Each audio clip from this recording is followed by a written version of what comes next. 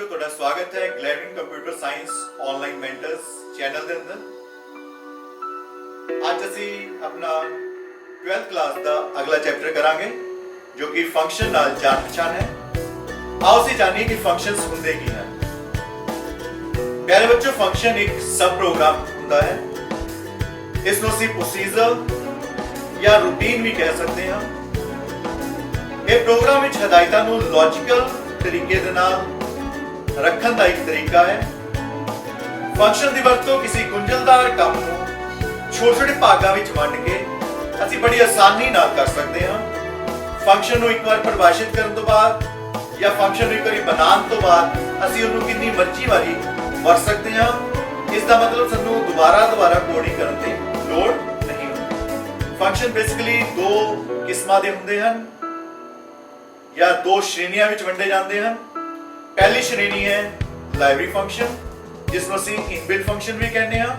दूसरी श्रेणी जो है वो है ਸਾਡੇ ਕੋਲੇ यूजर डिफाइंड फंक्शंस या जो यूजर्स अपनी रिक्वायरमेंट ਦੇ ਅਨੁਸਾਰ ਬਣਾਉਂਦੇ ਹਨ ਉਹ ਫੰਕਸ਼ਨ ਨੂੰ ਅਸੀਂ यूजर डिफाइंड फंक्शंस ਕਹਿੰਦੇ ਹਾਂ। ਆਓ ਅਸੀਂ ਸਭ ਤੋਂ ਪਹਿਲਾਂ ਫੰਕਸ਼ਨਸ ਦੇ ਲਾਭ ਦੇਖੀਏ।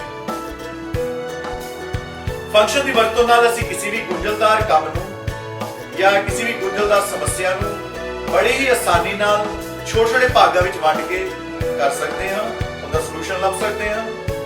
दूसरा, फंक्शन की वरतों करने नाल प्रोग्राम की डिबगिंग करनी या प्रोग्राम में गलती ढूंढनी बड़ी आसान हो जाती है। क्योंकि अगर आप सिंपल प्रोग्रामिंग को देखिए तो तुसी कोई भी काम करवाना होता है तो आपां की करके लाइन बाय लाइन कोडिंग करनी पैंदी है। तो अगर मान लो तुसी वही काम को दोबारा करना होए तो तुहानूं वही कोडिंग दोबारा करनी पेगी। मान लो 5 बारी वही काम करना है तो उस काम की कोडिंग 5 बारी करनी पड़ेगी। पर फंक्शन बना के ਅਸੀਂ ਉਸ ਕੋਡਿੰਗ ਨੂੰ ਇੱਕ ਥਾਂ ਤੇ ਰੱਖ ਸਕਦੇ ਹਾਂ। ਉਸ ਤੋਂ ਬਾਅਦ ਅਸੀਂ ਉਹਨੂੰ ਕਿੰਨੀ ਮਰਜ਼ੀ ਵਾਰੀ ਵਰਤ ਸਕਦੇ ਹਾਂ। ਇਸ ਦਾ ਮਤਲਬ ਅਗਰ ਚੇਂਜਸ ਕਰਨੀਆਂ ਹਨ ਤਾਂ ਸਾਨੂੰ ਇੱਕ ਵਾਰੀ ਇੱਕ ਥਾਂ ਤੇ ਚੇਂਜਸ ਕਰਨੀਆਂ ਪੈਣਗੀਆਂ। ਜਿੱਥੇ ਵੀ ਉਹਨੂੰ ਕਾਲ ਕੀਤਾ ਆਪਣੇ ਆਪ ਉਸ ਦੀ ਚੇਂਜਸ ਉੱਤੇ ਰਿਫਲੈਕਟ ਕਰੇਗੀ। ਦੂਸਰੀ ਚੀਜ਼, ਅਗਰ ਤੁਸੀਂ ਉਸ ਫੰਕਸ਼ਨ ਨੂੰ ਖਤਮ ਕਰਨਾ ਹੈ ਤਾਂ ਤੁਸੀਂ ਇੱਕੋ ਥਾਂ ਤੇ ਜਾ ਕੇ ਉਸ ਫੰਕਸ਼ਨ ਨੂੰ ਡਿਲੀਟ ਕਰ ਦੋਗੇ ਜਾਂ ਕੰਮ ਨੂੰ ਡਿਲੀਟ ਕਰ ਦੋਗੇ ਤਾਂ ਹਰੇਕ ਥਾਂ ਉੱਤੇ ਆਪਣੇ ਆਪ ਹੀ ਉਹ ਵਾਲਾ ਕੰਮ ਕੀ ਹੁੰਦਾ ਹੈ ਡਿਲੀਟ ਹੋ ਸਕਦਾ ਹੈ। ਤਾਂ ਆਪਾਂ ਨੂੰ ਵਾਰੀ-ਵਾਰੀ ਉਹਦੀ ਕੋਡਿੰਗ ਦੇ ਅੰਦਰ ਚੇਂਜਸ ਨਹੀਂ ਕਰਨੀ ਪਏਗੀ। ਮੰਨ ਲਓ ਤੁਸੀਂ ਫੰਕਸ਼ਨ ਦੇ ਅੰਦਰ ਅਪਡੇਸ਼ਨ ਕਰਨੀ ਹੈ, ਉਹ ਵੀ ਆਪਾਂ ਇੱਕੋ ਥਾਂ ਤੇ ਕਰਾਂਗੇ। ਆਪਣੇ ਆਪ ਹਰੇਕ ਥਾਂ ਉੱਤੇ ਦੀ ਕੋਡਿੰਗ ਦੀ ਜਿਹੜੀ ਅਪਡੇਸ਼ਨ ਆਪਾਂ ਕੀਤੀ ਹੈ ਉਹ ਰਿਫਲੈਕਟ ਕਰੇਗੀ। ਆਪਾਂ ਨੂੰ ਅਲੱਗ-ਅਲੱਗ ਜਗ੍ਹਾ ਉੱਤੇ ਜਾ ਕੇ ਉਹਨੂੰ ਐਡੀਟਿੰਗ ਜਾਂ ਅਪਡੇਸ਼ਨ ਕਰਨ ਦੀ ਲੋੜ ਨਹੀਂ ਹੈ। ਇਸ ਦਾ ਮਤਲਬ ਫੰਕਸ਼ਨ ਵਿੱਚ ਬਦਲਾਅ ਕਰਨਾ ਅਤੇ ਉਹਦੀ ਸੰਭਾਲ ਕਰਨੀ ਕੀ ਹੋਗੀ ਆਪਣੇ ਵਾਸਤੇ ਬਹੁਤ ਆਸਾਨ ਹੋਗੀ। ਰੀਯੂਜ਼ੇਬਿਲਿਟੀ ਆਫ ਕੋਡ मतलब ਆਪਾਂ ਇੱਕੋ ਹੀ ਕੋਡ ਨੂੰ ਦੁਬਾਰਾ ਰੀਯੂਜ਼ ਕਰ ਸਕਦੇ ਹਾਂ। ਆਪਾਂ ਨੂੰ ਦੁਬਾਰਾ ਕੋਡਿੰਗ ਕਰਨ ਦੀ ਲੋੜ ਨਹੀਂ ਹੈ। ਤਾਂ ਆਪਾਂ ਪ੍ਰੋਗਰਾਮ ਕੋਡ ਨੂੰ ਵਧੀਆ ਤਰੀਕੇ ਨਾਲ ਬਿਆਨ ਕਰ ਸਕਦੇ ਹਾਂ ਫੰਕਸ਼ਨ ਦੇ ਦੁਆਰਾ। ਫੰਕਸ਼ਨ ਨੂੰ ਇੱਕ ਵਾਰ ਲਿਖਣ ਤੋਂ ਬਾਅਦ ਅਸੀਂ ਕਿੰਨੀ ਮਰਜ਼ੀ ਵਾਰੀ ਉਹਨੂੰ ਵਰਤ ਸਕਦੇ ਹਾਂ। ਇਹ ਟੌਪ ਡਾਊਨ ਮੋਡੂਲਰ ਪ੍ਰੋਗਰਾਮਿੰਗ ਵਿਧੀ ਹੁੰਦੀ ਹੈ ਜੋ ਅਸੀਂ ਇੱਥੇ ਫੰਕਸ਼ਨਸ ਦੇ ਥਰੂ ਕਰਦੇ ਹਾਂ। ਫੰਕਸ਼ਨ ਦੀ ਵਰਤੋਂ ਕਰਕੇ ਅਸੀਂ ਫੰਕਸ਼ਨ ਲਾਇਬ੍ਰੇਰੀ ਬਣਾ ਸਕਦੇ ਹਾਂ। जिस लाइब्रेरी ਨੂੰ ਤੁਸੀਂ ਕਿਸੇ ਵੀ ਪ੍ਰੋਗਰਾਮ ਦੇ ਅੰਦਰ ਇਨਕਲੂਡ ਕਰ ਸਕਦੇ ਹੋ। ਅਸੀਂ ਉਹ ਫੰਕਸ਼ਨਸ ਨੂੰ ਉੱਥੇ ਵੀ ਵਰਤ ਸਕਦੇ ਹਾਂ। ਮਤਲਬ ਇੱਕ ਵਾਰੀ ਫੰਕਸ਼ਨ ਤੁਸੀਂ ਲਾਇਬ੍ਰੇਰੀ ਦੇ ਅੰਦਰ ਬਣਾਤਾ, ਉਸ ਫੰਕਸ਼ਨ ਨੂੰ ਆਪਾਂ ਕਿਸੇ ਵੀ ਪ੍ਰੋਗਰਾਮ ਦੇ ਅੰਦਰ ਇਸਤੇਮਾਲ ਕਰ ਸਕਦੇ ਹਾਂ। ਸਾਨੂੰ ਉਹ ਵਾਲੇ ਪ੍ਰੋਗਰਾਮਸ ਨੂੰ ਜਾਂ ਉਹ ਵਾਲੇ ਫੰਕਸ਼ਨਸ ਨੂੰ ਦੁਬਾਰਾ ਬਣਾਉਣ ਦੀ ਲੋੜ ਨਹੀਂ। ਆਓ ਅਸੀਂ ਇਨਬਿਲਟ ਫੰਕਸ਼ਨ ਅਤੇ ਯੂਜ਼ਰ ਡਿਫਾਈਨਡ ਫੰਕਸ਼ਨ ਦੇ ਵਿੱਚ ਅੰਤਰ ਦੇਖੀਏ। ਉਹ ਫੰਕਸ਼ਨ ਜਿਹੜੇ ਸੀ ਪ੍ਰੋਗਰਾਮਿੰਗ ਪਹਿਲਾਂ ਤੋਂ ਹੀ ਸਾਨੂੰ ਬਣੇ ਬਣਾਏ ਦਿੰਦੀ ਹੈ कहने हैं इनबिल्ट फंक्शन या लाइब्रेरी फंक्शंस कहने हैं। दूसरी थां उत्ते यूजर डिफाइंड फंक्शंस होंदे हैं जिहड़े यूजर द्वारा अपनी जरूरत अनुसार या अपने रिक्वायरमेंट दे अकॉर्डिंगली बनाए जाते हैं। उन्हां नूं असीं यूजर डिफाइंड फंक्शंस कहते हैं। इस दे लई सानूं सी भाषा विच जो फंक्शन बनाए हैं उन्हां दी डिक्लेरेशन सानूं मेन फंक्शन विच करनी पैंदी है क्योंकि साडे जो इनबिल्ट फंक्शंस हैं वो सी वन्नियों ही बनाए गए हैं। इसलिए कंपाइलर को पता होता है पहला तो ही जो फंक्शंस प्रोवाइड किए गए हैं लाइब्रेरी के अंदर तो सानू मेन फंक्शन के अंदर डिक्लेरेशन इनबिल्ट फंक्शन की या लाइब्रेरी फंक्शन की करने की लोड़ नहीं। तुसी सिर्फ मेन के अंदर इनबिल्ट फंक्शंस को कॉल करते हो उनके पैरामीटर्स के द्वारा तो नाम के द्वारा, ਜਦੋਂ कि यूजर डिफाइंड फंक्शंस पहला ਸਾਨੂੰ डिफाइन करने ਪੈਂਦੇ ਹਨ, ਉਸ ਤੋਂ ਬਾਅਦ ਮੇਨ ਦੇ ਅੰਦਰ ਡਿਕਲੇਅਰ ਕਰਨੇ ਪੈਂਦੇ ਹਨ, ਉਸ ਤੋਂ ਬਾਅਦ ਅਸੀਂ ਇਹਨਾਂ ਨੂੰ ਮੇਨ ਫੰਕਸ਼ਨ ਦੇ ਅੰਦਰ ਕਾਲ ਕਰਦੇ ਹਾਂ। ਉਹਨਾਂ ਦੇ ਪੈਰਾਮੀਟਰਸ ਦਾ ਨਾਮ ਦੇ ਦੁਆਰਾ। ਆਓ ਅਸੀਂ ਤਰਤੀਬ ਨਾਲ ਜਾਣੀਏ ਕਿ ਜਦੋਂ ਅਸੀਂ ਫੰਕਸ਼ਨ ਬਣਾਉਣਾ ਹੈ ਤਾਂ ਫੰਕਸ਼ਨ ਦੀ ਬਣਤਰ ਕੀ ਹੋਏਗੀ, ਫੰਕਸ਼ਨ ਦਾ ਸਟਰਕਚਰ ਕੀ ਹੋਏਗਾ। ਬੇਸਿਕਲੀ ਵਿਦਿਆਰਥੀਓ, ਆਪਾਂ ਜਦੋਂ ਵੀ ਫੰਕਸ਼ਨ ਬਣਾਉਂਦੇ ਹਾਂ ਤਾਂ ਤੁਹਾਨੂੰ ਤਿੰਨ ਸਟੈਪਸ ਜਿਹੜੇ ਹੈ ਯੂਜ਼ਰ ਡਿਫਾਈਨਡ ਫੰਕਸ਼ਨਸ ਬਣਾਉਣ ਲਈ ਕਰਨੇ ਪੈਂਦੇ ਹਨ। ਸਭ ਤੋਂ ਪਹਿਲਾਂ ਫੰਕਸ਼ਨ ਦੀ ਡੈਫੀਨੇਸ਼ਨ, ਫੰਕਸ਼ਨ ਨੂੰ ਸਾਨੂੰ ਡਿਫਾਈਨ ਕਰਨਾ ਪੈਂਦਾ ਹੈ ਜੋ ਅਸੀਂ ਫੰਕਸ਼ਨ ਬਣਾਉਣਾ ਹੈ। दूसरा काम जो करांगे वो है फंक्शन डिक्लेरेशन। तीसरा काम जो ਸਾਨੂੰ करना पैंदा है वो फंक्शन ਦੀ कॉलिंग करनी है, फंक्शन ਨੂੰ यूज करनी है। आओ ਅਸੀਂ ਇਹ करके देखिए। सब तो पहला स्ट्रक्चर ऑफ फंक्शन। ਜਦੋਂ ਆਪਾਂ ਫੰਕਸ਼ਨ ਬਣਾਉਣਾ ਹੈ ਤਾਂ ਫੰਕਸ਼ਨ ਦਾ ਇੱਕ ਨਾਮ ਦਵਾਂਗੇ। ਫੰਕਸ਼ਨ ਦਾ ਨਾਮ ਰੱਖਣ ਲਈ ਤੁਸੀਂ ਉਹੀ ਰੂਲਸ ਨੂੰ ਫੋਲੋ ਕਰੋਗੇ ਜੋ ਰੂਲਸ ਅਸੀਂ ਆਇਡੈਂਟੀਫਾਇਰ ਜਾਂ ਵੇਰੀਏਬਲਸ ਦੇ ਨਾਮ ਦੇਣ ਲਈ ਫੋਲੋ ਕੀਤੇ ਸੀ। ਉਸ ਤੋਂ ਬਾਅਦ ब्रैकेट्स ਦੇ ਅੰਦਰ ਅਸੀਂ ਰਾਉਂਡ ਬ੍ਰੈਕਟਸ ਦੇ ਅੰਦਰ ਪੈਰਾਮੀਟਰਸ ਦਿੰਦੇ ਆ। ਪੈਰਾਮੀਟਰਸ ਜਾਂ ਆਰਗੂਮੈਂਟਸ ਕੀ ਹੁੰਦੇ ਹਨ ਕਿ ਅਸੀਂ ਬਾਹਰੋਂ ਦੀ ਕਿੰਨੀ ਵੈਲਿਊ ਐਕਸੈਪਟ ਕਰਵਾਣੀ ਹੈ ਫੰਕਸ਼ਨ ਦੇ ਅੰਦਰ। ਮਤਲਬ ਫੰਕਸ਼ਨ ਬਾਹਰੋਂ ਦੀ ਵੈਲਿਊ ਐਕਸੈਪਟ ਕਰੇਗਾ ਜਾਂ ਨਹੀਂ ਕਰੇਗਾ ਉਹ ਅਸੀਂ ਆਰਗੂਮੈਂਟ ਵਿੱਚ ਦਿੰਦੇ ਆ। ਤੇ ਜਦੋਂ ਵੀ ਆਰਗੂਮੈਂਟ ਡਿਫਾਈਨ ਕਰਨਾ ਹੈ ਤਾਂ ਆਰਗੂਮੈਂਟ ਦਾ ਇੱਕ ਡਾਟਾ ਟਾਈਪ ਹੋਏਗਾ। ਇੰਟੀਜਰ ਟਾਈਪ ਹੋ ਸਕਦਾ ਹੈ, ਫਲੋਟ ਟਾਈਪ ਹੋ ਸਕਦਾ ਹੈ, ਕੈਰੈਕਟਰ ਟਾਈਪ ਆਰਗੂਮੈਂਟ ਹੋ ਸਕਦਾ ਹੈ। ਉਹਦਾ ਕੋਮਾ ਦੇ ਕੇ ਅਸੀਂ ਅਗਲਾ ਆਰਗੂਮੈਂਟ ਉਹਦੇ ਡਾਟਾ ਟਾਈਪ ਦੇ ਨਾਲ ਦਵਾਂਗੇ। ਇਹ n ਨੰਬਰ ਆਫ ਆਰਗੂਮੈਂਟਸ ਤੁਹਾਡੇ ਕੋਲੇ ਹੋ ਸਕਦੇ ਹਨ। ਹੁਣ ਆਪਾਂ ਦੇਖਣਾ ਕਿ ਫੰਕਸ਼ਨ ਜੋ ਕੰਮ ਕਰੇਗਾ ਉਹ ਆਪਾਂ ਨੂੰ ਕੋਈ ਵੈਲਿਊ ਰਿਟਰਨ ਕਰੇਗਾ ਜਾਂ ਨਹੀਂ ਕਰੇਗਾ। ਅਗਰ ਉਹ ਫੰਕਸ਼ਨ ਵੈਲਿਊ ਰਿਟਰਨ ਕਰਦਾ ਹੈ ਉਹ ਕਿਸ ਟਾਈਪ ਦੀ ਡਾਟਾ ਟਾਈਪ ਦੀ ਵੈਲਿਊ ਹੋਏਗੀ ਤਾਂ ਸਾਨੂੰ ਰਿਟਰਨ ਟਾਈਪ ਉਹ ਡਾਟਾ ਟਾਈਪ ਦੇਣਾ ਪੈਂਦਾ ਹੈ। ਮੰਨ ਲਓ ਤੁਸੀਂ ਦੋ ਨੰਬਰ ਦਾ ਸਮ ਕਰਾਣਾ ਹੈ ਇੰਟੀਜਰ ਟਾਈਪ ਦਾ ਤੇ ਇੰਟੀਜਰ ਟਾਈਪ ਦੀ ਵੈਲਿਊ ਹੀ ਰਿਟਰਨ ਹੋਏਗੀ ਸਾਨੂੰ, ਤਾਂ ਆਪਾਂ ਰਿਟਰਨ ਟਾਈਪ ਕੀ ਦੇ ਸਕਦੇ ਹਾਂ, ਇੰਟੀਜਰ। ਉਸ ਤੋਂ ਬਾਅਦ ਅਗਰ ਕੋਈ ਵੈਲਿਊ ਰਿਟਰਨ ਨਹੀਂ ਹੋ ਰਹੀ, अपना फंक्शन सिर्फ वैल्यू डिस्प्ले करवा रहे हैं, ਆਪਾਂ फंक्शन की वैल्यू को नहीं बरतना चाहते तो आप रिटर्न टाइप भी दे सकते हैं void। अगर रिटर्न टाइप है तो फंक्शन की बॉडी जरिए पर करली ब्रैकेट्स के नाल शुरू करांगे, उसके अंदर काम करोगे जो फंक्शन अंदर करवाना है, सारे स्टेटमेंट्स लिखोगे। स्टेटमेंट लिखने के बाद आखिरी स्टेटमेंट जी फंक्शन अंदर होंगी है वो होंगी है रिटर्न टाइप कि अपने को रिटर्न वैल्यू की करेगा फंक्शन, उत्ते तुसीं रिटर्न करोगे वैल्यू नु। अगर अपने को void टाइप ऊपर लिखता है तो तुहाडे कोल वैल्यू रिटर्न नहीं करेगी। अगर तुसीं ऊपर इंटीजर फ्लोट या कुछ भी रिटर्न टाइप लिखता है तो तुहानू रिटर्न वैल्यू करनी पेगी जिस अंदर अपने को रिजल्ट आ रहा है। उस बाद सेकंड काम जो आप करते हैं वो होता है दी डिक्लेरेशन। डिक्लेरेशन अंदर विद्यार्थियों सब तो सौखा तरीका यह है कि जो फंक्शन की पहली लाइन होती है नाम वाली वो एज इट इज लिख के सेमीकोलन लिख दो, या तुसीं लिख सकते हो रिटर्न टाइप फंक्शन का नाम, उस बाद आर्गुमेंट्स जो भी आप फंक्शन अंदर देते हैं, उस बाद ब्रैकेट बंद करके सेमीकोलन लगा दोगे। ये अपने को फंक्शन की डिक्लेरेशन होगी जो अपने कंपाइलर को दसेगी कि एक फंक्शन है जिसका नाम ए है, जिसका रिटर्न टाइप ए है अते वो एनी आर्गुमेंट्स एक्सेप्ट कर रहे हैं।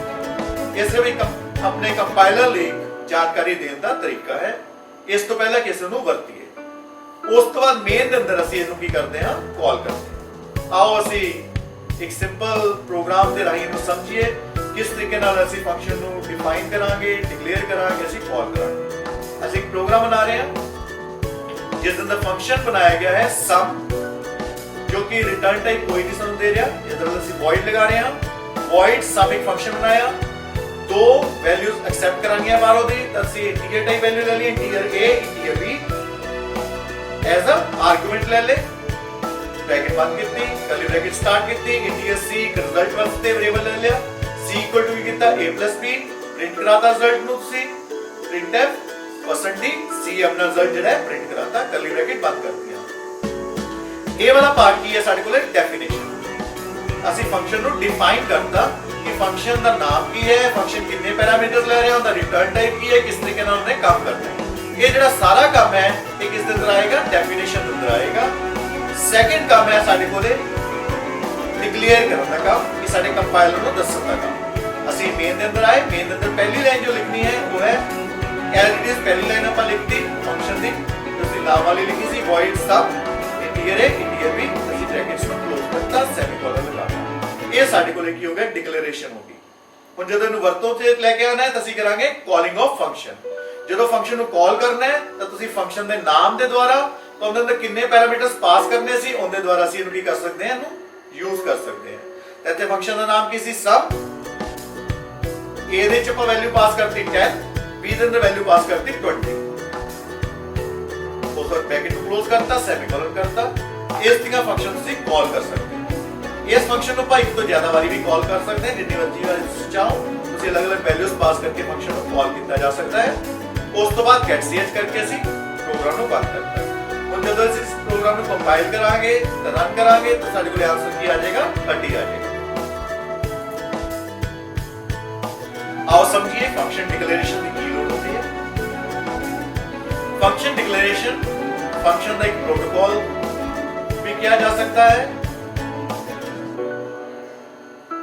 ये फंक्शन का एक प्रोटोटाइप होता है। ये फंक्शन परिभाषा तो ਵੱਖ ਹੁੰਦਾ है क्योंकि फंक्शन डिक्लेरेशन की कोई बॉडी नहीं होती। इसका अंत जो है ਅਸੀਂ ਸੈਮੀਕੋਲਨ ਦੇ ਨਾਲ करते हैं। फंक्शन डिक्लेरेशन ਕੰਪਾਈਲਰ ਨੂੰ ਫੰਕਸ਼ਨ ਦੀ ਕਿਸਮ ਦੱਸਦਾ ਹੈ, ਫੰਕਸ਼ਨ ਦਾ ਨਾਮ ਦੱਸਦਾ ਹੈ। ਅਸੀਂ ਫੰਕਸ਼ਨ ਦਾ ਪੈਰਾਮੀਟਰਸ ਦੱਸਦੇ ਹਾਂ ਕੰਪਾਈਲਰ ਨੂੰ ਕਿ ਕਿੰਨੇ ਬਾਰੋਂ ਦੀ ਉਹ ਪੈਰਾਮੀਟਰਸ ਜਾਂ ਆਰਗੂਮੈਂਟਸ ਉਹ ਐਕਸੈਪਟ ਕਰਵਾਏਗਾ। ਤਾਂ ਫੰਕਸ਼ਨ ਨੂੰ ਇਸ ਦੀ ਡਿਕਲੇਰੇਸ਼ਨ ਨਾਲ ਚੈੱਕ ਕਰਦਾ ਹੈ ਕੰਪਾਈਲਰ ਕਿ ਉਹਦੇ ਅੰਦਰ ਕਿੰਨੇ ਆਰਗੂਮੈਂਟਸ ਪਾਸ ਕੀਤੇ ਗਏ ਹਨ, ਕਿ ਉਹ ਉਹੀ ਟਾਈਪ ਹੈ ਜੋ ਆਪਾਂ ਫੰਕਸ਼ਨ ਡੈਫੀਨੇਸ਼ਨ ਅੰਦਰ ਦਿੱਤੇ ਸੀ ਜਾਂ ਨਹੀਂ ਦਿੱਤੇ ਸੀ। ਸੋ ਫੰਕਸ਼ਨ ਦੀ ਡਿਕਲੇਰੇਸ਼ਨ अगर अपने कंपाइलर को नहीं मिलती तो की करेगा, अपने को एरर जनरेट करेगा कि फंक्शन नॉट फाउंड। ठीक है, अपने को फंक्शन का एरर अपने को सामने आ जाता है अगर फंक्शन अपने को सही प्रोटोटाइप के नाल तुसी नहीं दिता होया या नहीं यूज किया होया। सेकंड अपने को लोड पैंदी है फंक्शन डेफिनेशन। फंक्शन डेफिनेशन की है, फंक्शन की जो परिभाषा है या किवें फंक्शन ने काम करना है, फंक्शन का नाम की है, बाहरों कितने आर्गुमेंट्स आप एक्सेप्ट करांगे, किस टाइप के आर्गुमेंट्स होंगे, किस टाइप का उनका रिटर्न टाइप होएगा, ये सब चीज़ां जो हैं उसी दिंदे हैं परिभाषा के अंदर। तो परिभाषा के अंदर सब तो पहले नाम चुनिया जाता है फंक्शन का। हुण बच्चों एक चीज़ का ध्यान रखना सी कि फंक्शन का नाम तुसी कितनी मर्जी बार सेम रख सकते हो जदों तक फंक्शन के पैरामीटर्स या नंबर ऑफ पैरामीटर्स या उसका डाटा टाइप दोनों से एक चीज चेंज होती रहे। मतलब तुसी दो नंबर्स इंटीजर टाइप एक्सेप्ट कर सकते हो, तीन नंबर एक्सेप्ट कर सकते हो इंटीजर टाइप, या अपन दो ही वैल्यू लेनी है बारों दी, एक इंटीजर टाइप करना पड़ेगा, एक फ्लोट टाइप करना पड़ेगा, उनका डाटा टाइप चेंज करना पड़ेगा। तो जदों तक अपने को नंबर ऑफ पैरामीटर्स या उनका डाटा टाइप चेंज होता रहेगा वो तक अपन फंक्शन को सेम नाम नाल यूज कर सकते हैं। तो फंक्शन की बॉडी होती है जिस दे अंदर अपन काम जो फंक्शन ने करना है वो दवांगे, उस पर लास्ट फंक्शन का रिटर्न टाइप आएगा। उस पर तीसरा काम जो अपने को है वो है फंक्शन की कॉलिंग करना। जब ਅਸੀਂ फंक्शन की कॉलिंग करनी है या एग्जीक्यूशन करनी है तो फंक्शन ਨੂੰ ਇੱਕ ਵਾਰ ਜਦੋਂ ਅਸੀਂ ਪਰਿਭਾਸ਼ਿਤ ਕਰ ਲਿਆ, ਹੁਣ ਉਸ ਤੋਂ ਬਾਅਦ ਇੱਕੋ ਹੀ ਕੰਮ ਬਚਦਾ ਹੈ ਫੰਕਸ਼ਨ ਨੂੰ ਕਾਲ ਕਰਨਾ। ਫੰਕਸ਼ਨ ਦੀ ਐਗਜ਼ੀਕਿਊਸ਼ਨ ਸ਼ੁਰੂ ਉਸੇ ਟਾਈਮ ਹੋ ਜਾਂਦੀ ਹੈ ਜਦੋਂ ਆਪਣਾ ਫੰਕਸ਼ਨ ਕਾਲ ਕੀਤਾ ਜਾਂਦਾ ਹੈ। ਜਦੋਂ ਫੰਕਸ਼ਨ ਕਾਲ ਕੀਤਾ ਜਾਂਦਾ ਹੈ ਤਾਂ ਫੰਕਸ਼ਨ ਦਾ ਨਾਮ ਦਵਾਂਗੇ, ਉਹਦੇ ਅੰਦਰ ਆਰਗੂਮੈਂਟਸ ਪਾਸ ਕਰਾਂਗੇ। ਹੁਣ ਆਰਗੂਮੈਂਟ ਜਦੋਂ ਆਪਾਂ ਪਾਸ करते फंक्शन अंदर ये फंक्शन उਦੋਂ तक चलता रहेगा जब तक उन्हें पूरा अपना फंक्शन अंदर जितनी भी स्टेटमेंट सीखियां वो सारियां एग्जीक्यूट नहीं कर लिया। ਜਦੋਂ ਸਾਰੀ अपने को बॉडी के अंदर जो फंक्शन के अंदर स्टेटमेंट दित्तियां हैं वो जो एग्जीक्यूट हो जाएंगियां, उस तो बाद अपना फंक्शन जो है वो अपना बंद हो जाएगा। तो अपना जो कंट्रोल है वापस कॉलिंग फंक्शन के अंदर या कॉलिंग प्रोग्राम के अंदर वापस आ जाएगा, जिस तो बाद जो स्टेटमेंट है वो वाली रन करनी अपनी शुरू हो जाएगी।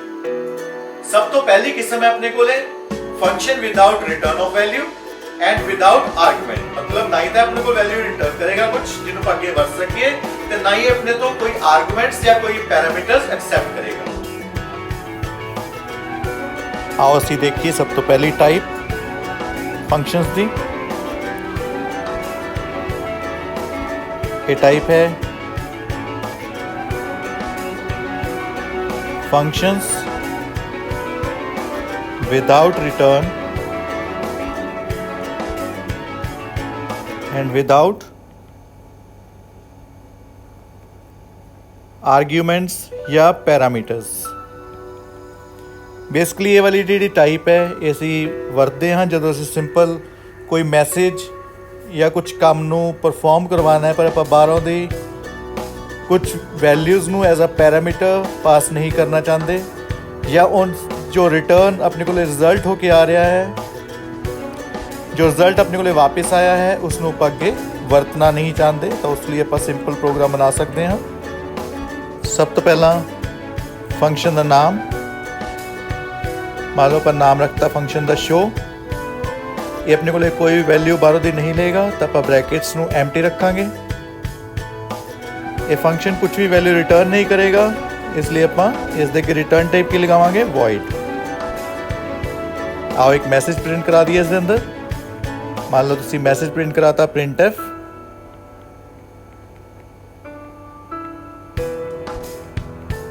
Hello world, curly bracket close करके फंक्शन बंद कर देंगे। आओ इसनू मेन फंक्शन के अंदर सब तो पहला डिक्लेयर करिए void main।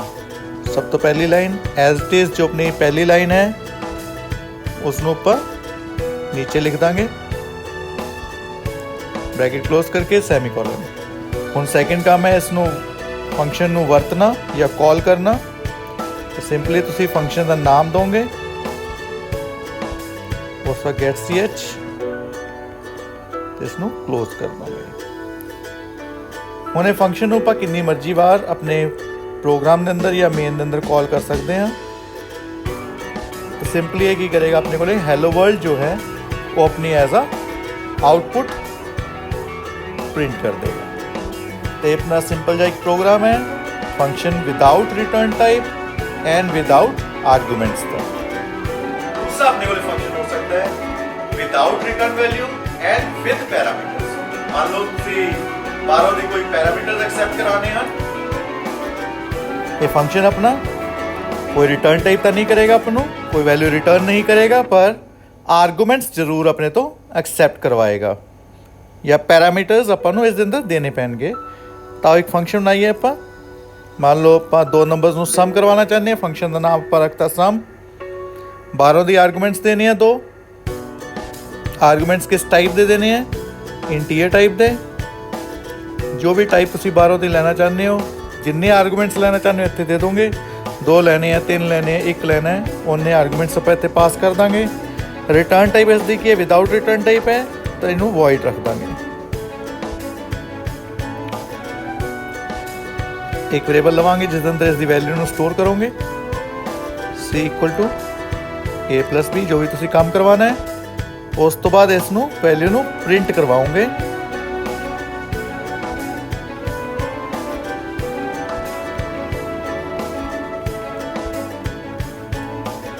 ये अपने वाली डेफिनेशन होगी फंक्शन दी। आओ इसनू मेन के अंदर कॉल करिए या डिक्लेयर करिए।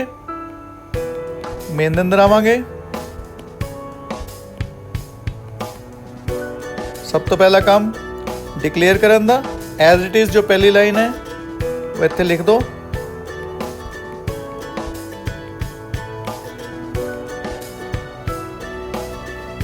तो ये सिंपल इत्थे डेटा टाइप या नंबर ऑफ पैरामीटर्स इत्थे पास करने होंगे। जरूरी नहीं है कि इत्थे आप नाम भी लिखिए वेरिएबल्स का। अगर देना चाहते हो तो इत्थे इंटीजर ए, इंटीजर बी या इंटीजर एम, इंटीजर एन, कुछ भी वैल्यू के नाम तुसी दे सकते हो, उस तो कोई फर्क नहीं पैंदा। पर डाटा टाइप वही होना चाहिए, पैरामीटर्स वही होने चाहिए जो ऊपर तुसी फंक्शन नू बनाने लगे दिते सीगे। हुण इसनू कॉल करना है सम। तुसीं इत्थे वैल्यू पास कर सकते हो 10 तो 20। अगर आप वैल्यू किसी वेरिएबल के अंदर लिखती है तो तुसी उस वेरिएबल में इत्थे पास कर सकते हो।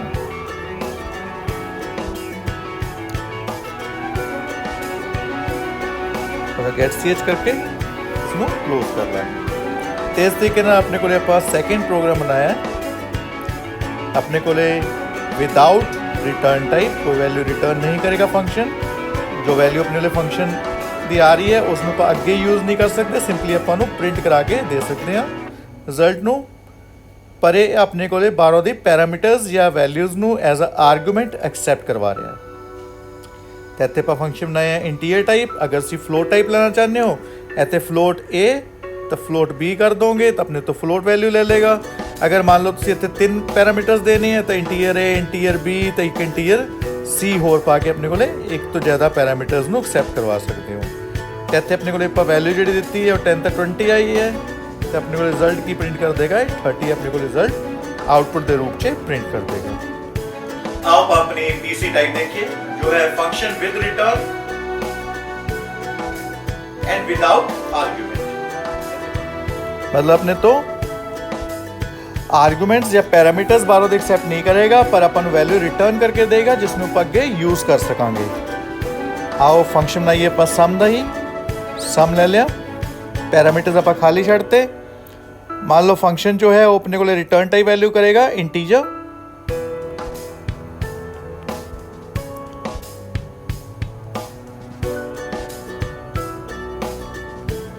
ਇੱਥੇ ਤਿੰਨ ਪੈਰਾਮੀਟਰਸ ਆਪਾਂ ਇੱਥੇ ਤਿੰਨ ਵੇਰੀਏਬਲਸ ਆਪਾਂ ਅੰਦਰ ਡਿਕਲੇਅਰ ਕਰ ਲੇ। ਇਸ ਦੇ ਅੰਦਰ ਵੈਲਿਊ ਡਾਲ ਲਓ। printf ਤੁਸੀਂ ਬਾਹਰੋਂ ਐਕਸੈਪਟ ਕਰਾਉਣਾ ਚਾਹੁੰਦੇ ਹੋ ਬਾਹਰੋਂ ਕਰ ਸਕਦੇ ਹੋ, ਅਗਰ ਅੰਦਰ ਹੀ ਦੇਣਾ ਚਾਹੁੰਦੇ ਹੋ ਇਨੀਸ਼ੀਅਲਾਈਜੇਸ਼ਨ ਤਾਂ ਆਪਾਂ ਅੰਦਰ ਵੀ ਕਰ ਸਕਦੇ ਹਾਂ। एंटर नंबर,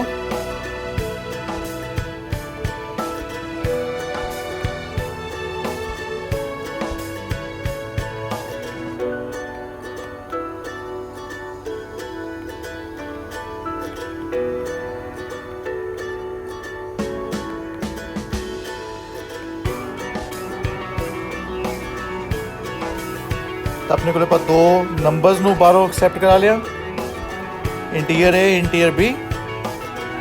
आओ ये जो नंबर्स आए इन्होंने ਆਪਾਂ जो भी ਇਹਦੇ ਤੇ ਕੰਮ ਕਰਨਾ ਹੈ ਇੱਥੇ ਪ੍ਰੋਸੈਸਿੰਗ ਕਰ ਦਾਂਗੇ। तो मान लो ਆਪਾਂ ऐड करना ਸੀ, सम करना ਸੀ, ਤੇ ਇੱਥੇ ਆਪਾਂ ਸਮ ਕਰਤਾ दोनों वेरिएबल्स ਦੇ ਉੱਪਰ।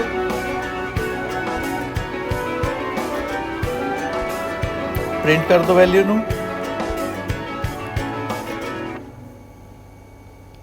मान लो ਇੱਥੇ ਸਮ ਕਰਨਾ ਸੀ, ਸਮ ਹੋ ਗਿਆ। ਹੁਣ ਇਸ ਤੋਂ ਬਾਅਦ ਆਪਾਂ ਵੈਲਿਊ ਨੂੰ ਰਿਟਰਨ ਕਰਾਂਗੇ। रिटर्न जो आउटपुट वाला वेरिएबल सी उसमें इतने रिटर्न के अंदर लिख दोगे। तो लास्ट से अपने वाले करली ब्रैकेट लगा दोगे। ये अपने लिए फंक्शन बन गया। तो फंक्शन जो है वो वैल्यू किस टाइप की रिटर्न करेगा, इंटीजर टाइप। इसलिए आप इतने सी नू यूज़ कर रहे हैं। तो वेरिएबल्स डिक्लेयर करते इंटीजर ए बी सी, ए तो बी के अंदर वैल्यू आप इनपुट करवा ली, उस बाद इनकी प्रोसैसिंग करती, उस बाद इनू वैल्यू जिस के अंदर रिजल्ट आया सी सी वेरिएबल के अंदर उस सी वेरिएबल में इत्थे की करता, रिटर्न करता। आओ इसनू यूज़ करिए। वॉइड मेन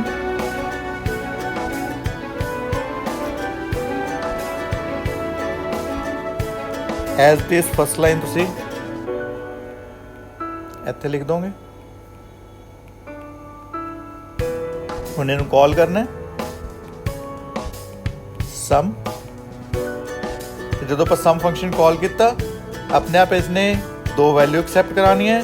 दो वैल्यू एक्सैप्ट करा के अपने को रिजल्ट दे दूंगा। रिजल्ट अपने को इतने आ जाएगा। हुण एक चीज़ का ध्यान रखना सी कि ये जो रिजल्ट आना है ये किसी न किसी वेरिएबल के अंदर स्टोर होएगा। इत्थे तुहानूं की करना पेगा, अपने को एक वेरिएबल जिस अंदर इसनूं टोटल करके डालना है। ये जो रिजल्ट आ रहा है अपने को स्टोर करना है। इत्थे ਆਪਾਂ एक वेरिएबल ले लिया टी। ਹੁਣ ਇੱਥੇ t इक्वल टू करांगे सम। ਤੇ जो भी ਇੱਥੇ a ਤੇ b ਦੇ ਅੰਦਰ ਵੈਲਿਊ ਲਿੱਤੀ ਸੀ ਤੁਸੀਂ, ਮੰਨ ਲਓ 5 ਤਾਂ 10 ਲਿੱਤੀ, ਉਹਦਾ ਸਮ ਹੋ ਕੇ ਆਪਣੇ ਕੋਲੇ a + b ਦਾ c ਦੇ ਅੰਦਰ ਸਟੋਰ ਹੋ ਗਿਆ 15। ਰਿਟਰਨ c ਕਰਤਾ। ਹੁਣ ਜਦੋਂ ਰਿਟਰਨ c ਕਰਾਂਗੇ ਤੇ 15 ਆਪਣੇ ਕੋਲੇ ਕਿਸ ਦੇ ਅੰਦਰ ਆ ਜਾਏਗਾ, ਆਪਣੇ ਕੋਲੇ t ਦੇ ਅੰਦਰ। ਤੇ ਇਸ t ਨੂੰ ਕੀ ਕਰ ਸਕਦੇ ਹੋ ਤੁਸੀਂ, ਅੱਗੇ ਯੂਜ਼ ਕਰ ਸਕਦੇ ਹੋ ਜਾਂ ਤੁਸੀਂ ਇਹਨੂੰ ਪ੍ਰਿੰਟ ਕਰਵਾ ਸਕਦੇ ਹੋ।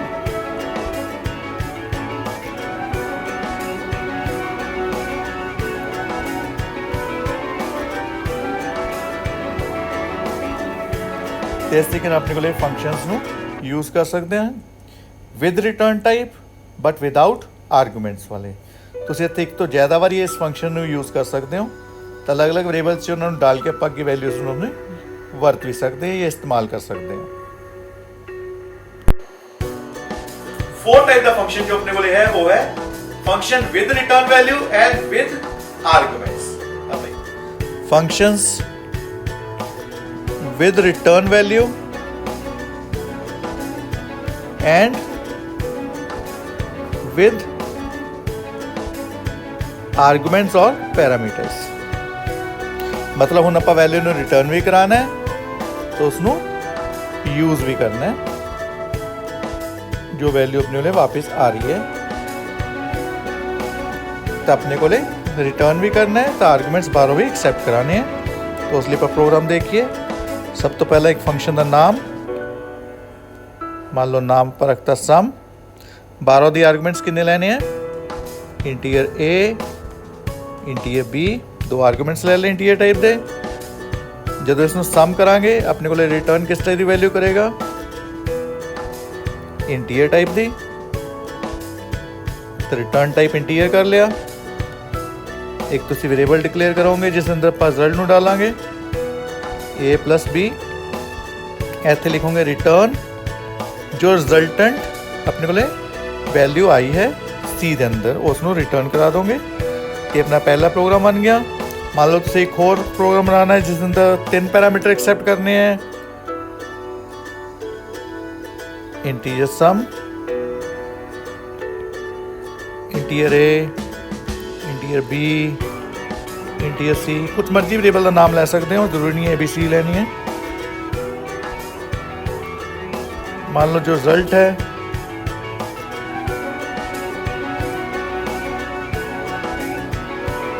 वो पर डी वेरिएबल के अंदर ले लिया। हम इतने रिटर्न की करांगे, डी ਨੂੰ रिटर्न कर दोगे। इसको बंद करता फंक्शन ਨੂੰ। आओ इसमें यूज करिए void main।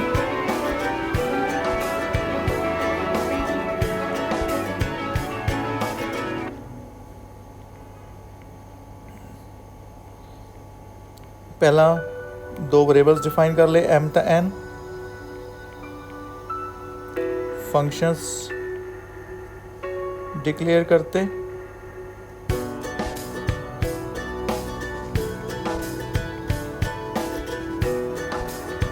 दो पैरामीटर्स वाला।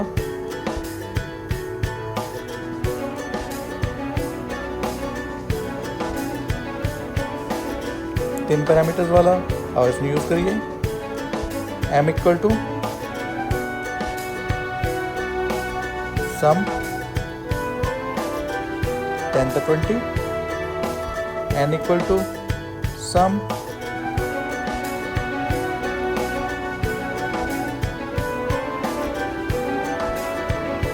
5, 10, 15।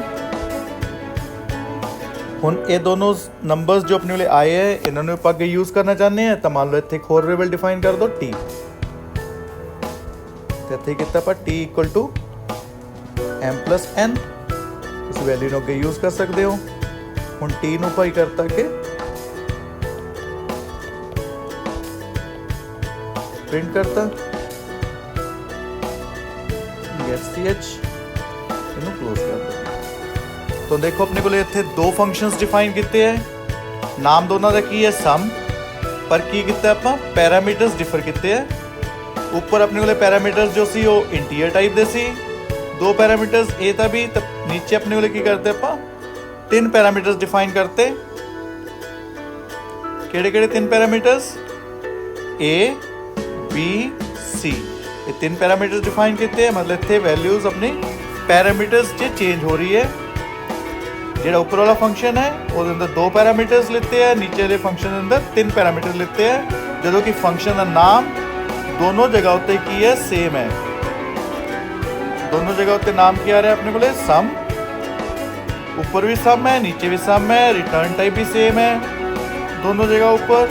ਰਿਟਰਨ ਟਾਈਪ ਕੀ ਆ ਰਿਹਾ ਆਪਣੇ ਕੋਲੇ, ਇੰਟੀਜਰ ਟਾਈਪ। ਰਿਟਰਨ ਟਾਈਪ ਵੀ ਸੇਮ ਹੈ, ਫੰਕਸ਼ਨ ਦਾ ਨਾਮ ਵੀ ਸੇਮ ਹੈ। बस डिफर कितने किया आप पैरामीटर्स के रूप में, 2 पैरामीटर्स तो 3 पैरामीटर्स।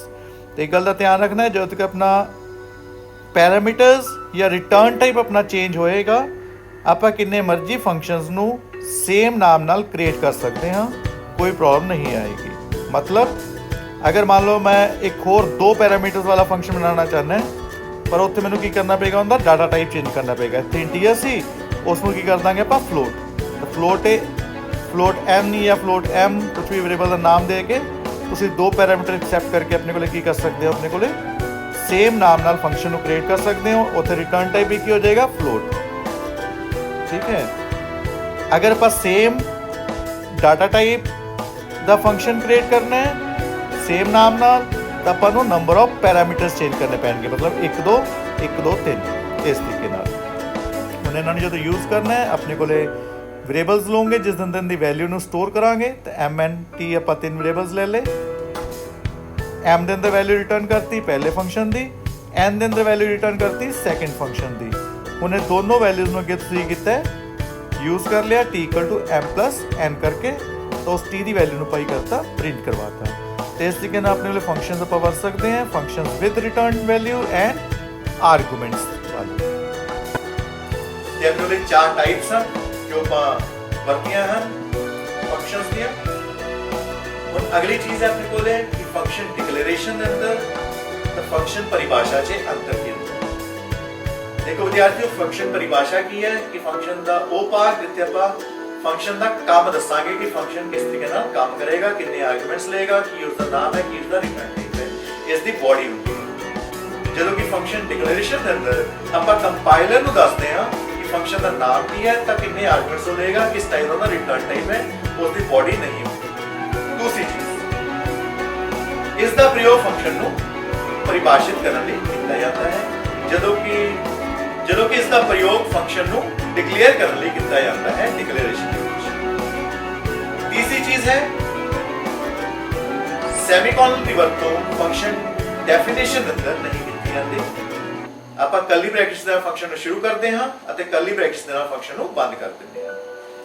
ਜਦੋਂ ਕਿ ਆਪਣੇ ਕੋਲੇ ਜਦੋਂ ਫੰਕਸ਼ਨ ਨੂੰ ਡਿਕਲੇਅਰ ਕੀਤਾ ਜਾਂਦਾ ਹੈ ਤਾਂ ਉੱਥੇ ਕਿਉਂਕਿ ਫੰਕਸ਼ਨ ਦੀ ਬੋਡੀ ਨਹੀਂ ਹੁੰਦੀ ਤਾਂ ਆਪਾਂ ਸੈਮੀਕੋਲਨ ਦੇ ਨਾਲ ਫੰਕਸ਼ਨ ਨੂੰ ਕਲੋਜ਼ ਕਰ ਦਿੰਦੇ ਹਾਂ। ਚੌਥੀ, ਫੰਕਸ਼ਨ ਦੀ ਬੋਡੀ ਲਿਖੀ ਜਾਂਦੀ ਹੈ ਫੰਕਸ਼ਨ ਡੈਫੀਨੇਸ਼ਨ ਦੇ ਅੰਦਰ, ਜਦੋਂ ਕਿ ਫੰਕਸ਼ਨ ਦੀ ਬੋਡੀ ਨਹੀਂ ਲਿਖੀ ਜਾਂਦੀ ਫੰਕਸ਼ਨ ਡਿਕਲੇਰੇਸ਼ਨ। ਉਦਾਹਰਨ ਤੁਸੀਂ ਆਪਣੇ ਦੇਖ ਰਹੇ ਹੋ ਕਿ ਫੰਕਸ਼ਨ ਬਣਾ ਸਕਦੇ ਹੋ ਤੁਸੀਂ float sum, integer a integer b ਲੈ ਸਕਦੇ ਹੋ। ਅੱਗੇ ਆਪਾਂ ਫਲੋਟ ਟਾਈਪ ਵੇਰੀਏਬਲ ਲੈ ਲਾਂਗੇ, ਉਹਦੇ ਤੋਂ ਕੀ ਕਰਾਂਗੇ ਆਪਣੇ ਕੋਲੇ ਇਸ ਨੂੰ ਸਮ ਕਰਨਾ। ਨੈਕਸਟ ਤੁਸੀਂ ਹੋ ਸਕਦਾ ਹੈ ਕਿ ਡਿਕਲੇਰੇਸ਼ਨ ਕਰਨੀ ਹੈ, ਡਿਕਲੇਰੇਸ਼ਨ ਦੀ ਕੀ ਕਰਾਂਗੇ float sum integer a integer b, ਉਹ ਤੋਂ ਬਾਅਦ ਸੈਮੀਕੋਲਨ ਲਗਾके ਇਹਨੂੰ ਬੰਦ ਕਰ ਦਾਂਗੇ, ਆਪਾਂ ਬੋਡੀ ਇੱਥੇ ਡਿਫਾਈਨ ਨਹੀਂ ਕਰਾਂਗੇ। ਦੂਜੇ ਹੁੰਦੇ ਆਪਣੇ ਕੋਲੇ ਆਰਗੂਮੈਂਟਸ। ਹੁਣ ਆਰਗੂਮੈਂਟਸ ਜਾਂ ਪੈਰਾਮੀਟਰਸ ਕੀ ਹਨ? ਜੋ ਆਪਾਂ ਬਾਹਰੋਂ ਦੀ ਫੰਕਸ਼ਨ ਦੇ ਅੰਦਰ ਵੈਲਿਊ ਪਾਸ ਕਰਦੇ ਹਾਂ ਉਸ ਨੂੰ ਆਰਗੂਮੈਂਟਸ ਜਾਂ ਪੈਰਾਮੀਟਰਸ ਕਿਹਾ ਜਾਂਦਾ ਹੈ।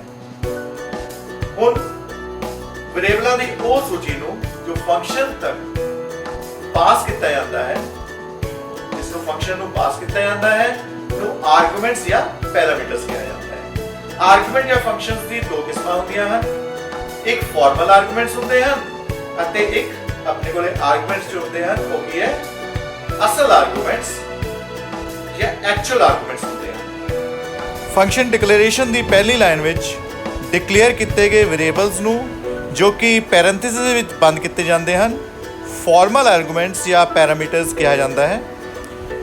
ਇਹ ਐਕਸੈਪਟ ਕਰਦੇ ਹਨ ਵੈਲਿਊਜ਼ ਨੂੰ ਅਤੇ ਇਹ ਕਾਲਿੰਗ ਫੰਕਸ਼ਨ ਤੋਂ ਆਪਣੀ ਵੈਲਿਊ ਨੂੰ ਪ੍ਰਾਪਤ ਕਰਦੇ ਹਨ। ਹੁਣ ਅਗਰ ਇਸ ਉਦਾਹਰਨ ਦਾ ਦੇਖੀਏ ਤਾਂ ਸਾਡੇ ਕੋਲ ਇੱਥੇ ਇੱਕ ਸਮ ਫੰਕਸ਼ਨ ਹੈ ਜਿਸ ਦੇ ਅੰਦਰ ਅਸੀਂ ਦੋ ਆਰਗੂਮੈਂਟਸ ਪਾਸ ਕਰ ਰਹੇ ਹਾਂ, ਇੰਟੀਜਰ x ਤੇ ਇੰਟੀਜਰ y। ਹੁਣ ਜੋ ਇੰਟੀਜਰ x ਤੇ ਇੰਟੀਜਰ y ਹਨ ਇਹਨਾਂ ਨੂੰ ਅਸੀਂ ਕੀ ਕਵਾਂਗੇ ਫਾਰਮਲ ਆਰਗੂਮੈਂਟਸ, ਜੋ ਸਾਡੇ ਇੱਕ ਫੰਕਸ਼ਨ ਦੇ ਅੰਦਰ ਵਰਤੇ ਜਾਂਦੇ ਹਨ ਜਿਸ ਫੰਕਸ਼ਨ ਨੂੰ ਅਸੀਂ ਡਿਫਾਈਨ ਕੀਤਾ ਹੋਇਆ ਹੈ। ਜਦੋਂ ਉਸ ਦੀ ਬੋਡੀ ਡਿਫਾਈਨ ਕਰਦੇ ਹਾਂ ਤਾਂ ਉਸ ਦੇ ਅੰਦਰ ਇਸ ਫਾਰਮਲ ਆਰਗੂਮੈਂਟਸ ਵਿੱਚ ਵੈਲਿਊ ਲੈ ਕੇ ਸਾਡੇ ਕੋਲ ਐਕਚੁਅਲ ਆਰਗੂਮੈਂਟਸ ਤੋਂ ਤੇ ਇਹਨਾਂ ਉੱਤੇ ਪ੍ਰੋਸੈਸਿੰਗ ਕੀਤੀ ਜਾਂਦੀ ਹੈ। ਆਓ ਅਸੀਂ ਹੁਣ ਦੇਖੀਏ ਆਪਣੇ ਅਸਲ ਆਰਗੂਮੈਂਟਸ ਜਾਂ ਪੈਰਾਮੀਟਰਸ ਨੂੰ। ਮੇਨ ਫੰਕਸ਼ਨ ਵਿੱਚ ਡਿਕਲੇਅਰ ਕੀਤੇ ਗਏ ਅਤੇ ਫੰਕਸ਼ਨ ਵਿੱਚ ਪਰਿਭਾਸ਼ਿਤ ਹੋਣ ਵਾਲੇ ਵੇਰੀਏਬਲਸ ਨੂੰ ਅਸਲ ਆਰਗੂਮੈਂਟਸ ਜਾਂ ਪੈਰਾਮੀਟਰਸ ਵੀ ਕਿਹਾ ਜਾਂਦਾ ਹੈ। ਇਹ ਮੇਨ ਫੰਕਸ਼ਨ ਅਤੇ ਕਾਲਿੰਗ ਫੰਕਸ਼ਨ ਵਿੱਚ ਪ੍ਰਵਾਨ ਕੀਤੇ ਜਾਂਦੇ ਹਨ। ਹੁਣ ਅਗਰ ਇੱਥੇ ਦੇਖੀਏ ਅਸੀਂ ਇੱਥੇ ਪਹਿਲੀ ਲਾਈਨ ਅਸੀਂ ਕੀ ਕੀਤੀ ਹੈ, ਇੱਥੇ ਮੇਨ ਦੇ ਅੰਦਰ ਡਿਕਲੇਰੇਸ਼ਨ ਕੀਤੀ ਸੀ ਫੰਕਸ਼ਨ ਦੀ, ਪਰ ਜਦੋਂ ਅਸੀਂ ਵੈਲਿਊ ਪਾਸ ਕੀਤੀ ਪੈਰੇਂਥੇਸਿਸ ਦੇ ਅੰਦਰ ਜਦੋਂ ਅਸੀਂ ਇਹਨੂੰ ਕਾਲ ਕਰਨਾ ਹੈ ਤਾਂ ਇੱਥੇ ਅਸੀਂ ਵੈਲਿਊ ਪਾਸ ਕਰ ਰਹੇ ਹਾਂ a ਤਾਂ b। ਮੰਨ ਲਓ ਇੱਕ ਵੇਰੀਏਬਲ ਅਸੀਂ ਡਿਕਲੇਅਰ ਕਰ ਦਾਂਗੇ integer a integer b, a ਦੇ ਅੰਦਰ ਵੈਲਿਊ ਅਸੀਂ ਦਿੱਤੀ 5, b ਦੇ ਅੰਦਰ ਵੈਲਿਊ ਅਸੀਂ ਦਿੱਤੀ 10। ਹੁਣ ਇਹ ਜੋ a ਤਾਂ b ਵੇਰੀਏਬਲਸ ਹਨ ਜੋ ਇਹ a ਤਾਂ b ਵੇਰੀਏਬਲਸ ਹਨ ਜੋ ਕਿ ਅਸੀਂ ਪਾਸ ਕਰ ਰਹੇ ਹਾਂ ਫੰਕਸ਼ਨ ਦੇ ਅੰਦਰ, ਜਦੋਂ ਅਸੀਂ ਉਹਨੂੰ ਕਾਲ ਕਰਨਾ ਹੈ ਇਹਨਾਂ ਨੂੰ ਅਸੀਂ ਕੀ ਕਵਾਂਗੇ ਐਕਚੁਅਲ ਆਰਗੂਮੈਂਟਸ। ਤਾਂ ਇਹ ਜੋ ਆਰਗੂਮੈਂਟਸ ਹਨ ਇਹ ਕੀ ਕਹਿਲਾਉਂਦੇ ਹਨ? ਐਕਚੁਅਲ ਆਰਗੂਮੈਂਟਸ ਕਹਿਲਾਉਂਦੇ ਹਨ। ਜਦੋਂ ਕਿ ਆਪਣੇ ਕੋਲੇ ਜਦੋਂ ਆਪਾਂ ਫੰਕਸ਼ਨ ਨੂੰ ਡਿਫਾਈਨ ਕੀਤਾ ਸੀ ਉਸ ਦੇ ਅੰਦਰ ਜਿਹੜੇ ਆਪਣੇ ਕੋਲੇ ਵੈਲਿਊ ਪਾਸ ਕਰ ਰਹੇ ਸੀ ਅਸੀਂ ਬਾਹਰੋਂ ਦੀ ਐਜ਼ ਅ ਪੈਰਾਮੀਟਰ, ਉਹਨਾਂ ਨੂੰ ਕੀ ਕਹਿੰਦੇ ਸੀ ਅਸੀਂ? ਫਾਰਮਲ ਆਰਗੂਮੈਂਟਸ ਜਾਂ ਫਾਰਮਲ ਪੈਰਾਮੀਟਰਸ। ਜਦੋਂ ਅਸੀਂ ਕੋਈ ਫੰਕਸ਼ਨ ਨੂੰ ਬਣਾਉਣਾ ਹੈ ਹੁਣ ਇਹਨੂੰ ਇੱਕ ਉਦਾਹਰਨ ਦੇ ਰੂਪ 'ਚ ਅਸੀਂ ਸਮਝ ਲਈਏ। ਮੰਨ ਲਓ ਅਸੀਂ ਇੱਕ ਫੰਕਸ਼ਨ ਬਣਾਇਆ void sum, ਇੱਥੇ ਆਪਾਂ ਦੋ ਵੇਰੀਏਬਲ ਪਾਸ ਕਰਤੇ, ਇੰਟੀਜਰ a ਤੇ ਇੰਟੀਜਰ b।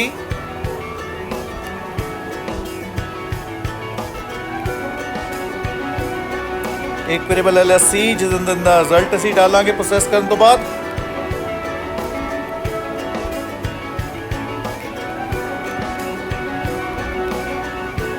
ਹੁਣ ਇਹ ਫੰਕਸ਼ਨ ਦੀ ਡੈਫੀਨੇਸ਼ਨ ਹੋ ਗਈ, ਫੰਕਸ਼ਨ से डिफाइन करता किस तरीके ਨਾਲ ਫੰਕਸ਼ਨ ਬਾਹਰੋਂ ਦੀ ਪੈਰਾਮੀਟਰ ਐਕਸੈਪਟ ਕਰੇਗਾ, ਫੰਕਸ਼ਨ ਦਾ ਨਾਮ ਕੀ ਹੈ, ਉਸਦਾ ਰਿਟਰਨ ਟਾਈਪ ਕੀ ਹੈ, ਪ੍ਰੋਸੈਸਿੰਗ ਤੋਂ ਬਾਅਦ ਰਿਜ਼ਲਟ ਕੀ ਆਏਗਾ, ਇਹ ਸਾਰੀ ਚੀਜ਼ਾਂ ਅਸੀਂ ਡਿਫਾਈਨ ਕਰਤੀਆਂ। ਹੁਣ ਜੋ ਅਸੀਂ ਇੱਥੇ ਪੈਰਾਮੀਟਰਸ ਪਾਸ ਕਰ ਰਹੇ ਹਾਂ ਇਹਨਾਂ ਨੂੰ ਕੀ ਕਹਿੰਦੇ ਅਸੀਂ? Formal arguments.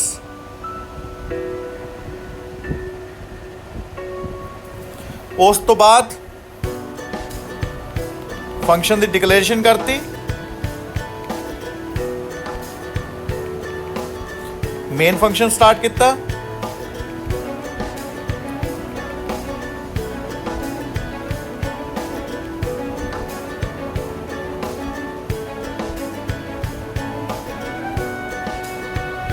मान लो इतने m ਤੇ n ਦੋ ਵੇਰੀਏਬਲਸ ਡਿਫਾਈਨ ਕਰਤੇ, m ਦੇ ਅੰਦਰ ਵੈਲਿਊ ਦੇਤੀ 5, n ਦੇ ਅੰਦਰ ਵੈਲਿਊ ਦੇਤੀ 20। ਹੁਣ ਇੱਥੇ ਅਸੀਂ ਕਾਲ ਕੀਤਾ ਸਮ ਫੰਕਸ਼ਨ ਨੂੰ m n, ਇਹਨੂੰ ਬੰਦ ਕਰਤਾ। ਹੁਣ ਇਹ ਜਿਹੜੇ m ਤਾਂ n ਵੇਰੀਏਬਲਸ ਹਨ ਇਹਨਾਂ ਨੂੰ ਅਸੀਂ ਕੀ ਕਵਾਂਗੇ? Actual arguments. ਇਹ ਐਕਚੁਅਲ ਆਰਗੂਮੈਂਟਸ ਜੋ ਹਨ ਇਹ ਪਾਸ ਕੀਤੇ ਜਾਂਦੇ ਹਨ ਆਪਣੇ ਕੋਲ ਵੈਲਿਊ ਨੂੰ ਕਿੱਥੇ ਪਾਸ ਕਰਨਗੇ? ਆਪਣੇ ਫਾਰਮਲ ਆਰਗੂਮੈਂਟਸ ਦੇ ਅੰਦਰ ਵੈਲਿਊ ਨੂੰ ਪਾਸ ਕਰਦੇ ਆ। a ਤਾਂ b ਦੇ ਅੰਦਰ, m ਦੀ ਵੈਲਿਊ ਜੋ ਹੈ ਉਹ a ਦੇ ਅੰਦਰ ਪਾਸ ਹੋ ਗਈ, n ਦੀ ਵੈਲਿਊ ਜੋ ਹੈ ਉਹ b ਦੇ ਅੰਦਰ ਪਾਸ ਹੋ ਗਈ। ਉਸ ਤੋਂ ਬਾਅਦ a ਤਾਂ b ਤੇ ਆਪਣੀ ਪ੍ਰੋਸੈਸਿੰਗ ਹੋਈ, ਉਸ ਤੋਂ ਆਪਣਾ ਰਿਜ਼ਲਟ ਜੋ ਹੈ ਉਹ c 'ਚ ਆਪਣੇ ਕੋਲ ਆ ਗਿਆ, c ਨੂੰ ਆਪਾਂ ਪ੍ਰਿੰਟ ਕਰਾਤਾ ਜਾਂ ਅੱਗੇ ਰਿਟਰਨ ਕਰਵਾ ਸਕਦੇ ਹਾਂ। ਤੇ ਇਸ ਤਰੀਕੇ ਨਾਲ ਆਪਣੇ ਕੋਲ ਫਾਰਮਲ ਆਰਗੂਮੈਂਟਸ ਤੇ ਐਕਚੁਅਲ ਆਰਗੂਮੈਂਟਸ ਤੁਸੀਂ ਵਰਤ ਸਕਦੇ ਹੋ। ਆਓ ਅਸੀਂ ਦੇਖੀਏ ਹੁਣ ਅਗਲਾ ਟੌਪਿਕ, ਉਹ ਹੈ scope of a variable।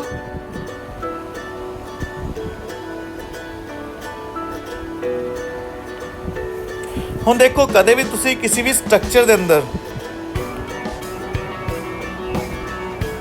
ਜੋ ਵੇਰੀਏਬਲ ਇੱਥੇ ਡਿਫਾਈਨ ਕਰ ਦੋਗੇ, ਕਰਲੀ ਬ੍ਰੈਕਟਸ ਦੇ ਅੰਦਰ ਜੋ ਵੇਰੀਏਬਲ ਆਪਾਂ ਡਿਫਾਈਨ ਕਰਦੇ ਹਾਂ ਉਸ ਦਾ ਸਕੋਪ ਕੀ ਹੁੰਦਾ ਆਪਣੇ ਕੋਲੇ? ਲੋਕਲ। ਤਾਂ ਜੋ ਵੀ ਵੇਰੀਏਬਲ ਇਸ ਕਰਲੀ ਬ੍ਰੈਕਟ ਤੋਂ ਉੱਪਰ ਜਾਂ ਨੀਚੇ ਡਿਫਾਈਨ ਕੀਤਾ ਜਾਂਦਾ ਹੈ, ਮਤਲਬ ਆਪਣੇ ਕੋਲੇ ਆਪਾਂ ਬਾਹਰ ਡਿਫਾਈਨ ਕਰਦੇ ਹਾਂ ਮੇਨ ਤੋਂ ਬਾਹਰ ਜਾਂ ਕਿਸੇ ਫੰਕਸ਼ਨ ਤੋਂ ਬਾਹਰ ਵੇਰੀਏਬਲਸ ਨੂੰ ਡਿਫਾਈਨ ਕੀਤਾ ਜਾਂਦਾ ਹੈ, ਉਹਨੂੰ ਆਪਾਂ ਕੀ ਕਹਿੰਦੇ ਹਾਂ ਆਪਣੇ ਕੋਲੇ? Global variable. ਹੁਣ ਲੋਕਲ ਵੇਰੀਏਬਲ ਦਾ ਸਕੋਪ ਕੀ ਹੁੰਦਾ ਹੈ ਕਿ ਜਦੋਂ ਆਪਣਾ ਉਹ ਫੰਕਸ਼ਨ ਚੱਲੇਗਾ, ਜਦੋਂ ਤੱਕ ਉਹ ਫੰਕਸ਼ਨ ਚੱਲ ਰਿਹਾ ਹੈ ਤਾਂ ਖਤਮ ਨਹੀਂ ਹੁੰਦਾ, ਉਦੋਂ ਤੱਕ ਆਪਣਾ ਵੇਰੀਏਬਲ ਦੀ ਵੈਲਿਊ ਜੋ ਹੁੰਦੀ ਹੈ ਆਪਣੀ ਮੈਮਰੀ ਦੇ ਅੰਦਰ ਸਟੋਰ ਰਹਿੰਦੀ ਹੈ। ਜਿਵੇਂ ਉਹ ਵੇਰੀਏਬਲ ਆਪਣਾ ਜਾਂ ਫੰਕਸ਼ਨ ਆਪਣਾ ਖਤਮ ਹੋਇਆ ਉਸ ਵੇਰੀਏਬਲ ਦਾ ਸਕੋਪ ਵੀ ਆਪਣਾ ਖਤਮ ਹੋ ਜਾਂਦਾ ਹੈ। ਪਰ ਜੇਕਰ ਆਪਣਾ ਵੇਰੀਏਬਲ ਜੋ ਹੈ ਉਹ ਗਲੋਬਲੀ ਡਿਕਲੇਅਰ ਕੀਤਾ ਗਿਆ, ਮੇਨ ਤੋਂ ਬਾਹਰ ਡਿਕਲੇਅਰ ਕੀਤਾ ਗਿਆ, ਤੇ ਜਦੋਂ ਤੱਕ ਆਪਣਾ ਪ੍ਰੋਗਰਾਮ ਚੱਲੇਗਾ ਉਦੋਂ ਤੱਕ ਉਹ ਵੇਰੀਏਬਲ ਦਾ ਸਕੋਪ ਜੋ ਹੈ, ਉਹ ਵੇਰੀਏਬਲ ਦੀ ਮੈਮਰੀ ਜੋ ਹੈ ਉਹ ਆਪਣੀ ਅਲੋਟਡ ਰਹਿੰਦੀ ਹੈ, ਆਪਣੀ ਮੈਮਰੀ ਦੇ ਅੰਦਰ ਆਪਾਂ ਉਹਨੂੰ ਯੂਜ਼ ਕਰ ਸਕਦੇ ਹਾਂ। ਆਓ ਇੱਕ ਉਦਾਹਰਨ ਦੇ ਰੂਪ 'ਚ ਦੇਖੀਏ ਕਿ ਕਿਸ ਤਰੀਕੇ ਨਾਲ ਆਪਾਂ ਲੋਕਲ ਵੇਰੀਏਬਲਸ ਜਾਂ ਆਪਣੇ ਕੋਲੇ ਗਲੋਬਲ ਵੇਰੀਏਬਲਸ ਨੂੰ ਡਿਫਾਈਨ ਕਰ ਸਕਦੇ ਹਾਂ।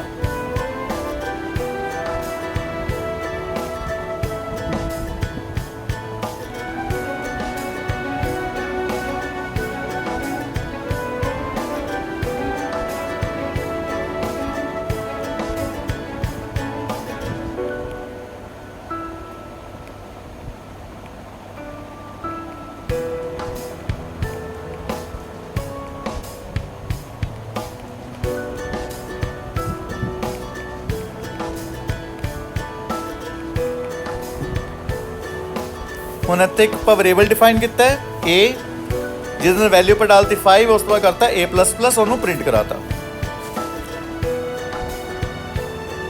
ਆਓ ਇੱਕ ਹੋਰ ਆਪਾਂ ਫੰਕਸ਼ਨ ਡਿਫਾਈਨ ਕਰਦੇ ਹਾਂ।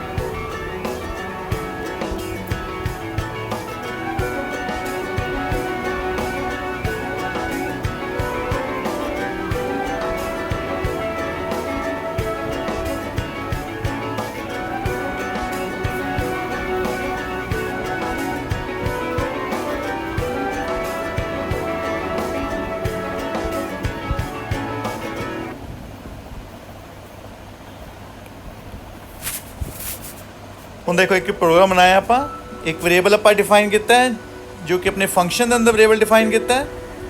ਇਹ ਜੋ ਫੰਕਸ਼ਨ ਦੇ ਅੰਦਰ ਆਪਣੇ ਕੋਲ ਵੇਰੀਏਬਲ ਡਿਫਾਈਨ ਕੀਤਾ ਇਹਨੂੰ ਕੀ ਕਹਾਂਗੇ ਆਪਾਂ, ਲੋਕਲ ਵੇਰੀਏਬਲ। ਤੇ ਜੋ ਅਸੀਂ ਮੇਨ ਤੋਂ ਬਾਹਰ ਵੇਰੀਏਬਲ ਡਿਫਾਈਨ ਕੀਤਾ ਹੈ ਉਹ ਕੀ ਆਪਣੇ ਕੋਲੇ, ਗਲੋਬਲ ਵੇਰੀਏਬਲ। ਆਪਾਂ ਨਾਮ ਇੱਕੋ ਹੀ ਲੈ ਰਹੇ ਹਾਂ ਵੇਰੀਏਬਲ ਦਾ, a। ਇੱਥੇ ਅਸੀਂ ਇਹਦੇ ਅੰਦਰ ਵੈਲਿਊ ਡਾਲਦੀ 5, a++ ਕਰਤਾ, ਇੰਕਰੀਮੈਂਟ ਕਰ ਦੇਗਾ, ਉਹ 6 ਕਰ ਦੇਗਾ, ਉਸ ਤੋਂ ਬਾਅਦ ਆਪਾਂ ਨੂੰ ਪ੍ਰਿੰਟ ਕਰਾਤਾ। ਇੱਥੇ ਇੱਕ ਹੋਰ ਫੰਕਸ਼ਨ ਡਿਫਾਈਨ ਕਰ ਰਹੇ ਹਾਂ ਸ਼ੋ ਟੂ, ਜਿਸ ਦੇ ਅੰਦਰ a++ ਕੀਤਾ ਤਾਂ ਪ੍ਰਿੰਟ ਕਰਤੀ ਆਪਣੀ ਵੈਲਿਊ a ਦੀ। ਹੁਣ ਇਹਦੀ ਡਿਕਲੇਰੇਸ਼ਨ ਕਰਤੀ, ਗਲੋਬਲ ਡਿਕਲੇਰੇਸ਼ਨ ਕਰਤੀ ਆਪਾਂ variable the. Global declaration a ਦੀ ਕੀਤੀ ਹੈ ਆਪਣੇ ਕੋਲੇ ਮੇਨ ਤੋਂ ਬਾਹਰ। ਉਸ ਤੋਂ ਬਾਅਦ ਆਪਾਂ ਸ਼ੋ ਫੰਕਸ਼ਨ ਡਿਫਾਈਨ ਕਰਤਾ, ਸ਼ੋ ਟੂ ਫੰਕਸ਼ਨ ਆਪਾਂ ਡਿਫਾਈਨ ਕਰਤਾ। ਇਹਦੀ ਡਿਕਲੇਰੇਸ਼ਨ ਕਰਤੀ ਆਪਾਂ ਬਾਹਰ ਮੇਨ ਤੋਂ।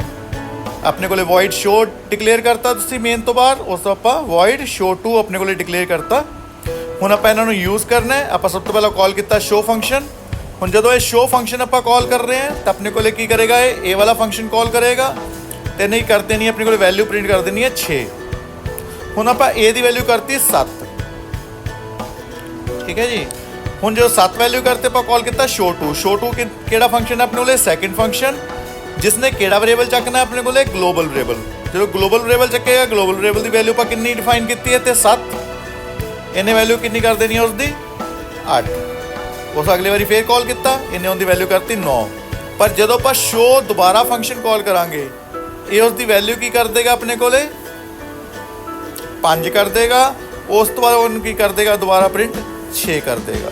ਤਾਂ ਆਪਾਂ ਦੇਖ ਸਕਦੇ ਕਿ ਜੋ ਆਪਣੇ ਲੋਕਲ ਵੇਰੀਏਬਲ ਹੈ ਉਹਦਾ ਸਕੋਪ ਬਹੁਤ ਕਰ ਰਹਿੰਦਾ ਹੈ, ਪਰ ਜੋ ਗਲੋਬਲ ਵੇਰੀਏਬਲਸ ਹੈਗੇ ਉਹਨਾਂ ਦਾ ਸਕੋਪ ਜੋ ਹੈ ਥਰੂ ਆਊਟ ਦਾ ਪ੍ਰੋਗਰਾਮ ਰਹਿੰਦਾ ਹੈ, ਤਾਂ ਉਹਨਾਂ ਦੀ ਵੈਲਿਊ ਅੱਗੇ ਅੱਗੇ ਆਪਣੇ ਕੋਲੇ ਕੰਮ ਕਰ ਰਹੀ ਹੈ। ਤਾਂ ਇਸ ਤਰੀਕੇ ਆਪਾਂ ਆਪਣੇ ਲੋਕਲ ਵੇਰੀਏਬਲਸ ਤਾਂ ਗਲੋਬਲ ਵੇਰੀਏਬਲਸ ਨੂੰ ਕੰਮ 'ਚ ਲੈ ਕੇ ਆ ਸਕਦੇ ਹਾਂ।